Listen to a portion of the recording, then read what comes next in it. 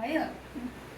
Hello everybody, आज चाहिँ तपाईँहरूको सोल्टिनीले चाहिँ सब्जी बनाउन आँटेको छ होइन। के बनाउन आँटेको छु भन्दाखेरि चाहिँ आलु र बैगुन बनाउन आँटेको छु होइन।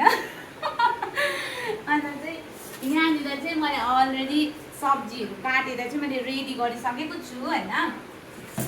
अन्त चाहिँ हामी होस्टेल लाइफको चाहिँ अब यस्तै हुन्छ नि त, यस्तो सानो अब यस्तो चाहिँ अब हल्का जुगाड भनौँ न होइन। अनि यहाँ चाहिँ छ आलु, कलेज सकेर आउनु बित्तिकै मैले रेडीहरू गरेको होइन, बेलुकाको लागि चाहिँ अब मिल्क होइन। अन्त हामी चाहिँ यति खाँदैन नि त, अलिअलि त पुगिहाल्छ हो। त्यो युट्युबतिर खान्छ नि, यति राखेर त्यो बड्डो खान्छु त्यस्तो सक्दैन, हल्का यति खान्छु म। फिगरहरू मेन्टेन गर्नु पर्दैन नि त। ज्योतिकै साथीहरू म त यति खान्छु नि, यस्तो यस्तो गर्दैन।